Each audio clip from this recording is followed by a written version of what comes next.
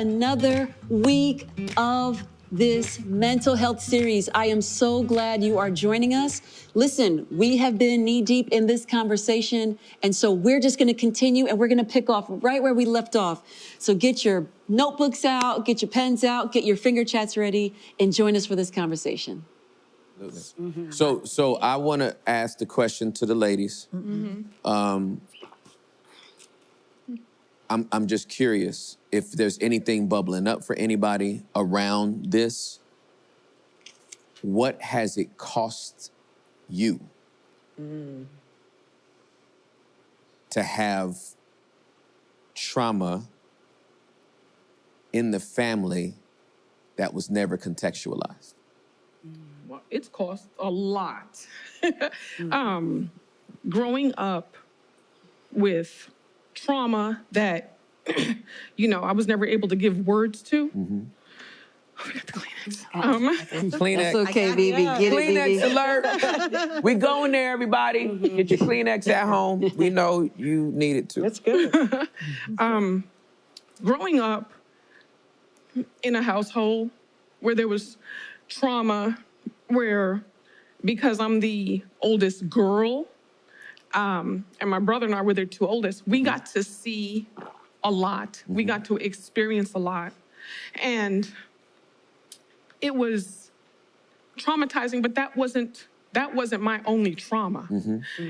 So growing up in our home where kids are to be seen and not heard, you don't speak, just like, the women here, you don't speak of what goes on in your household, and you grow up with these things you're taught to be silent. And my dad was very strict on me, and I was always a daddy's girl. But my dad was very strict on me, and it wasn't until I became a young adult that I understood why he was so strict on me. And that was his form of protection for me. My dad, he didn't take mess from nobody, but me, oh my gosh, he was very protective. And to me, it came across as, you don't let me do anything. But I understood when I got a little older, like, he's protecting me from, boyfriends, getting pregnant, doing, the intentions of guys, but he didn't verbalize that. It was never verbalized. We were never taught relationships, how to be, how to date, none of those things. And so I learned by trial and error. And so I said, for my kids, I'm not going to do that. I'm going to teach my kids. I'm going to talk to my kids about sex, about their body, about their life, because I don't want them. It's okay, Matt. It's okay, baby. To have to experience it the way I did. And I made a conscious decision. I said, that generational curse has to stop with me. And I had to pray, Lord, this has to break. We cannot have another generation of silence, and these kids grow up blind and not knowing. And I said, I'm not having that for my kids. And so, as uncomfortable as it was for me to discuss sex, relationship, things you don't do, and these are the consequences why. And they would be like, oh, that's so gross, I don't want to hear it. I don't care. We're going to talk about it. That's exactly right. And we're going to discuss it. And you can squirm, and that's fine. But you can't say, I didn't tell you. That's right. I did not teach you these things. And so that was my determination. I can't have my kids do this. Like, are they perfect? Have they made mistakes? Of course. We all, we all do. But they do it with their eyes wide open. Absolutely. Right. They're doing it knowing, like, okay, no, I know right from wrong and whatever. But there was a sermon you taught a few years ago, and I don't remember the name, but it was a freeing sermon.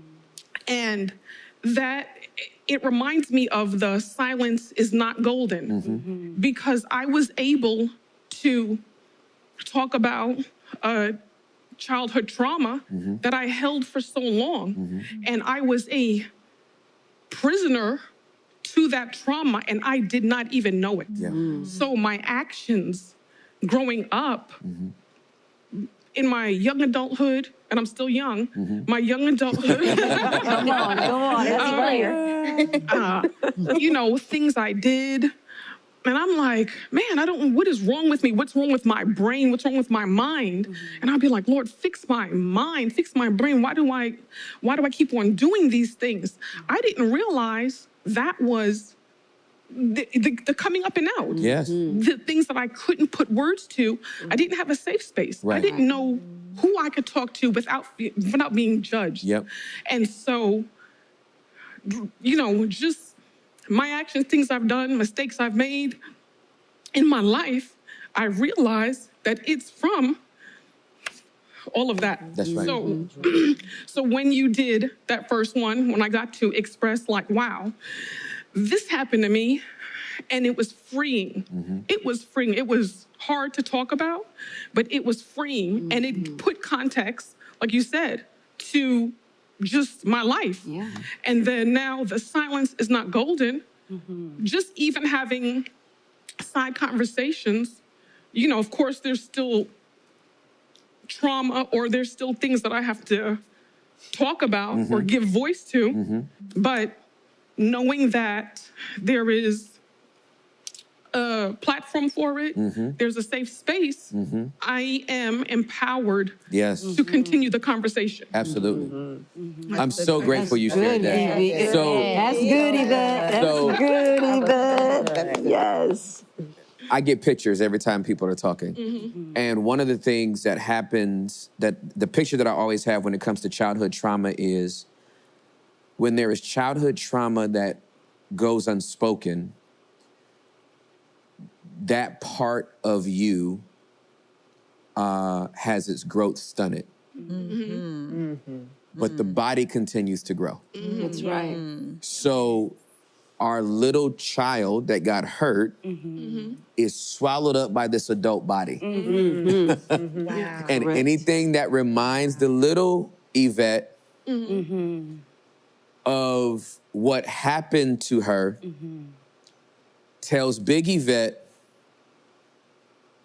let's do what we've always done to be safe. Yes. And whether that's stay silent or run away or avoid or protect or Whatever it you know, is. flight, fight, freeze, or fold, That's right. whatever our mechanism is, the reason why it's important to go back and address the childhood issues is because we do not want our inner child dictating our adult life. That's right. Yes. That's right. That's good. Because it will. Yeah, we have to go back and reassure little Timmy, little Yvette, Yeah. Yeah. that you are safe. Yes. We do not have to revert back to that old behavior. That's right. No one's coming after us, right? Right, yeah. No one's gonna attack us. No one's gonna hurt us. Right. We are safe here. Because we're safe here, we're gonna do this instead. And we're actually leading that child instead of that child leading us. All of these, the majority of adult behavior that is very, very unhealthy is an inner child that never got That's right. the Never got opportunity free. to be heard, first of all, and then walked out into freedom. So you have been incredibly brave. And the thing that I thought was just amazing that fits into this whole conversation is you made a decision to break the generational curse. Yes.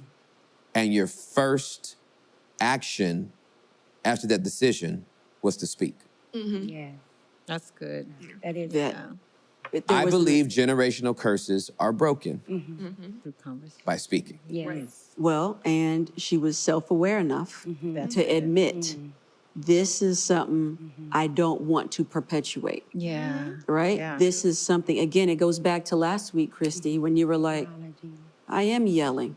There's something in me that's loud. It's the same thing that Yvette is saying. Something in me is loud and screaming. But at the end of the day, I don't want to repeat this again. I don't want my kids to repeat this again. again, there is a self-awareness and acknowledgement to say, I have to make this change. Or else no one's going to do it for you. You know, no one's going to do it for you. And that's where real change comes from. Is making that first decision in here and here.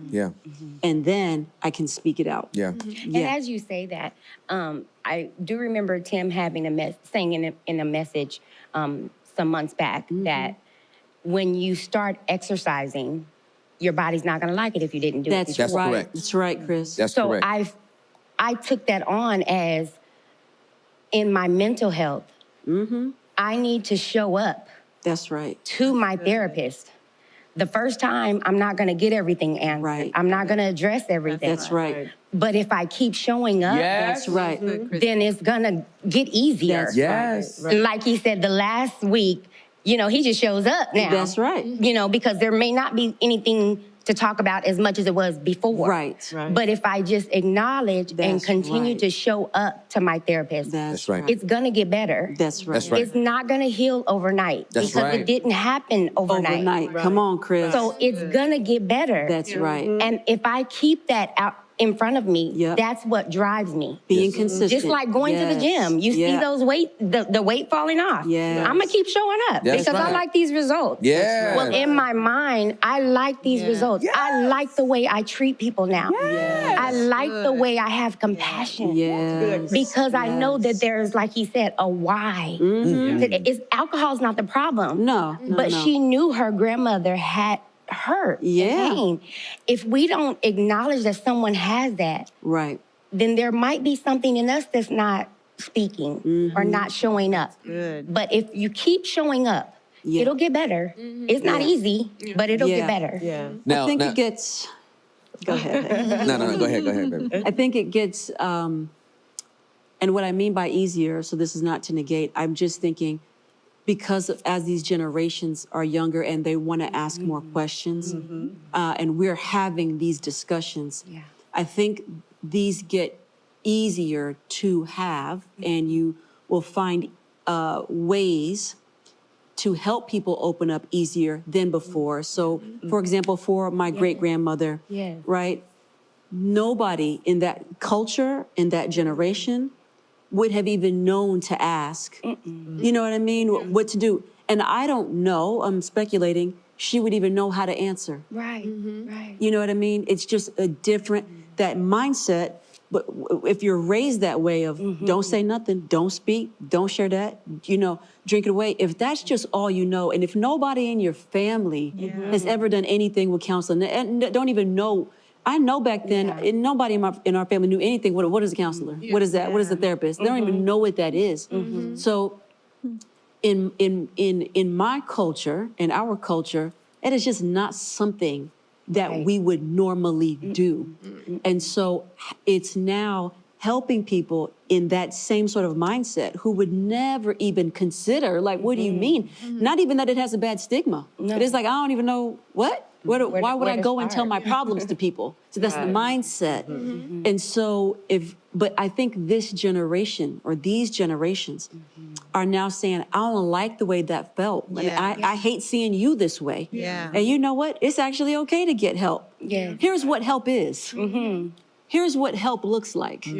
Here's what counseling looks like. And it's not as negative as it may seem. So just go and try it. And so I think for the older generations, just a different society and a different world back then. I think as each generation goes, they're learning more and more to speak. I'm not saying it's perfect, but I don't think it's as drastic as it was either, you know, in my great-grandmother's day. Because most people, the average person, if they're drowning or sinking, they're going to ask for help. That's right. And then sometimes too, and I've heard this before, actually I've really seen it happen, but where you can go to people for, like I said, I'll come to you to tell you my problem, but not knowing that you're going to tell Sue and Mary Lou everything I told you. Right. I was seeing it coming from the pulpit, you know, where people trust the pastors They converse with their important information, and in the next week he goes and says, "So and so came to me for help." You are That not is- wrong. and that has dampened a lot of people from That's right. going to speak to people because they don't feel as if they're going to their information could be safe, That's to be right. confidential. You know are what I mean? correct. And Mommy, just to piggyback off of that too, the new word now is strong. You're so strong. You're so strong. Be strong. Women, yes. strong, strong, strong. But in that, it's also be silent. Yeah. Don't talk about your pain. Don't talk about your hurt. So I think this new generation has to be careful with that too, because Absolutely. I think sometimes they're also painting a narrative that being strong is to be in pain and silence. Yeah. So I think we need to also redefine the good. narrative of what strength means. Yes, For that's so sure. good. Very good. And Very to the point about the breaches of confidentiality, Which in- is accurate. yeah, which is accurate, right? We I think we've all had somebody we've shared something with that Right. went and told somebody else after we told them they wouldn't tell them. But everybody got a best Everybody friend, got a best Right. friend. right? Right. Yeah. Even your best friend got a best friend, Right. Yeah. right? So, but what I do want to say is, and this is why we keep pointing back towards counseling and therapy, Yeah. or some type of Healthy, healthy structured- environment. Yes. Yeah. Yes. I would not go to my neighbor's house Right. if I got the flu Right. Right. Right.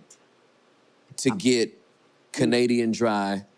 You know what I mean? Some type of gin and tonic. And Right. well, I shouldn't be going to my best friend, dumping my life's issues, That's right. thinking that they're going to have The answer. the same type of advice that a therapist would have. Right. You know what I'm Right. saying? Or if you're sick, a doctor would have. Yeah. So I just feel like, again, people that have tried to, I went and talked to my friend, but that's why I don't trust nobody. Well, your friend is not a professional. Right. That's your Right. friend, and they can only handle so much. You know what I Right. mean? You probably overwhelmed them because you come to them with everything, and they finally broke and told somebody else because they needed a break from you and smoked a joint and Yeah. took a gummy. So I just feel like, again, us normalizing this conversation, Right. normalizing the fact that there is a 100% chance that you have trauma. Absolutely. 100%. Oh, yeah, I don't for think anyone's gotten through life without a hurt at an emotional, psychological level. And if that's the case, which if it's 100%, it is the case. Since that is the case, this has to be a normalized conversation that's Yes. free flowing.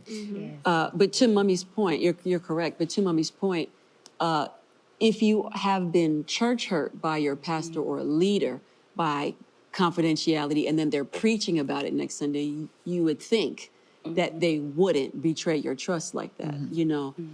And so again, to reiterate, I'm not saying don't trust your pastor, but when you have issues that you really need help with, find a licensed therapist Yes. that you can pay money for to listen to your issues and listen to your problems. You're paying them to help you that way. Your pastor can only give you so much advice. Really, if we're being quite honest, unless they are a licensed professional therapist or counselor with some alphabets behind their name in psychology and mental health, then they will be limited on how they help you. And so go to the doctors that can help you. And so you won't have these types of issues. Are you going to say something? else now? To add to that, I will say that we know that everybody doesn't have the money That's right. to go to therapy.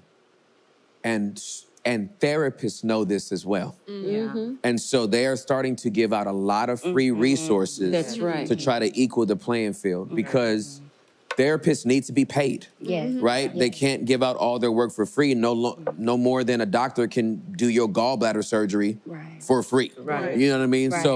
So there are free medical services that can, do some things for you as well. We just don't want anybody to have an excuse as to why they won't do it. Yes. Well, Yes. there's nobody over here. I don't have no money for it. Well, I'm black and I only want to talk to a black therapist because a white therapist won't understand me.